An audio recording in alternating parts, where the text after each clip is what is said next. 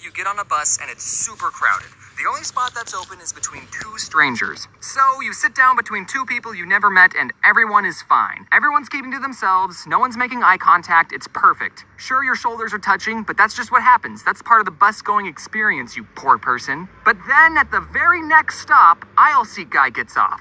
So now you and window seat guy are sitting right next to each other. But since you're in the middle, you have to be the one to decide, do you move or not? I honestly don't know what the right thing to do in that situation is. I'm conflicted. Because if you move, it would be silently telling the other person, hey, you're disgusting. I can't stand having our shoulders touch any longer, and I'm glad to finally get away from you. Ugh. But on the other hand, if I was the window seat guy, I would want the middle seat guy to become the new aisle seat guy. I wouldn't see moving as rude. I would just want his gross, disgusting body as far away from me as possible. That's not rude. But on the other hand, maybe I'm overthinking everything, and most people don't even mind being this close to another human, and they aren't struggling socially, I don't know. Now imagine that same situation, but with urinals. If you're in the middle urinal, do you move halfway through to the other urinal? Because I would. Are you supposed to talk to people when you're sitting 2 inches away from them? I always felt like I should say something, like, hey, did you see the game last night? I didn't. I was too busy drawing cartoons. But I realized that this is a two-way street. I'm worried about not talking to someone, but they're not talking to me either. We both agreed that there's this unwritten contract between us that we're not even going to look at each other. It got me thinking about strangers and specifically how I treat them and how I can make money off of them. Hey-oh! I'm just kidding. That was a joke. For most of my life, I would go out of my way to avoid talking to people. I would stay in my lane, mind my own business, no eye contact. If everyone's using a urinal, I'd have to pee tomorrow. Yes, I'm lonely. But now that YouTube's the thing, I'm interacting with strangers more often than I've had to in my entire life. So I've been thinking a lot about strangers. And first of all, I think the word stranger is already an insulting label for someone just because you don't know their name. Oh, I don't know this person? They're a stranger. They're strange. I'm the normal one. They're the freaks. They probably murder people with an axe. It's always the go-to profession of a stranger, an axe murderer. But the people you see throughout your day are all humans with their own hopes and dreams, and some of them may hope to kill you, but you'll never know because you didn't ever take the time to get to know them. So I think that the people you see throughout your daily life aren't strangers. They're potential friends. Except for the weird ones, obviously. Stay away from them. And yes, I'm telling you to judge people based on their appearance. They're the ones that chose to wear anime shirts in public, okay? So back to the bus scenario. I'm sitting right next to this fellow human being. So far, there's not a single reason why I should dislike this person, but I don't know why, if you put him and me on a bus next to each other, I want him as far away from me as possible. Just stop touching my shoulder! So that was the last time I took the bus. Unfortunately, that's not the only place you meet strangers. One time I was at Home Depot and I was looking for jumper cables and I couldn't find them anywhere. And I don't know if I'm the only human that's like this, but I will try everything in my power to not talk to a sales associate. I guess it's because I know they get paid minimum wage and their life sucks, and I just want to leave them alone and not make their job any harder than it has to be. But asking employees for help isn't even bothering them that much. In fact, I think it's part of their job. Like, what's the worst thing they're gonna say? Ugh. You don't know where one specific item is? Everyone else knows. Did you even look? They're in the jumper cable aisle, idiot. No one's gonna think that. So feeling desperate, I mustered up what little courage I had and swaggered up to someone wearing an orange vest and said, excuse me, do you know where the jumper cables are? I don't work here. Oh, you don't work here? And then he walked away. And then he waddled away, waddle, waddle. And then the very next day, bam, bam, bam. So I think the logical thing to do in that situation would have been to find someone who does work there.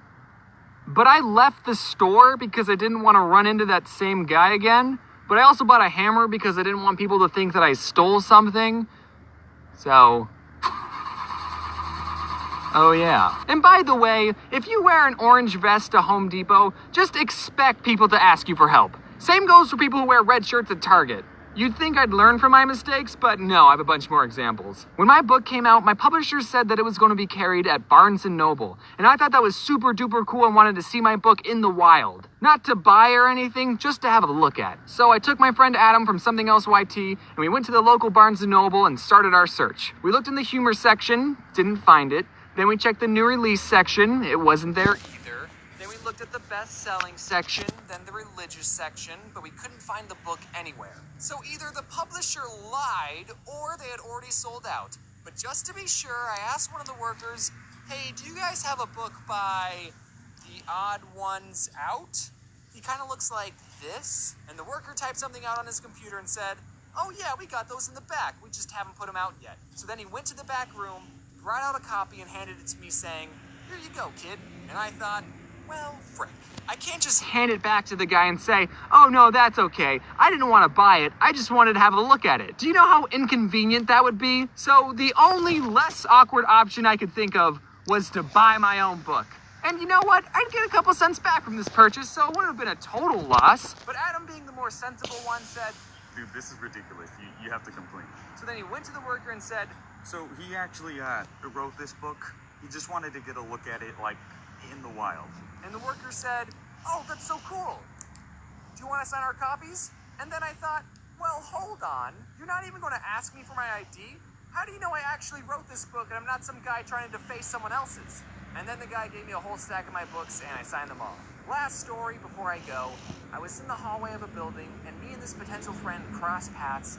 He said, hello, and I was going to respond with, hello, and how's it going? But I combined the two and ended up saying, how? And then I jumped out a window and fell to my death. I can't rationalize that behavior. Maybe I spend too much time on the computer and I'm not used to looking at real people's faces, but I'm trying to change.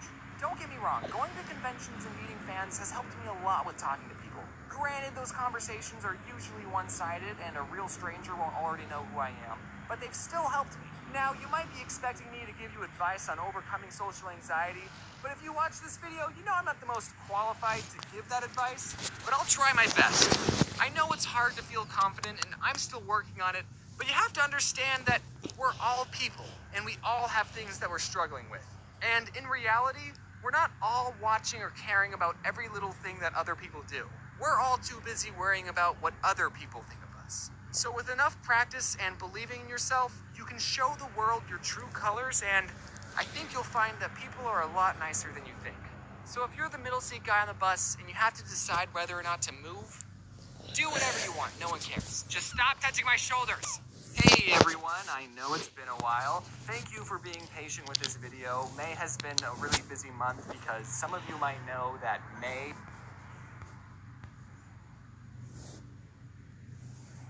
is my birthday month and I don't work on my birthday month, so if there's a lesson you should take away from this video is don't worry about being awkward, because everyone is weird. And if anyone makes you feel bad for being awkward, then not only is that person more weird than you, but they're also an a-hole. I have some events coming up very soon. I have VidCon and chess boxing, and then I'm also going on tour with a bunch of people that you might recognize, like Jaden and Ross and Domix and Ego Raptor, just to name drop a couple people. So if any of these events look interesting, you can buy some tickets in the description or through the event tab on my website. And if you're yearning for more Odd Ones Out content, I just wanted to remind you all that I have a second channel, and either today or tomorrow I'm going to be uploading a video where I answer some math questions with my friend Pat. Please watch it.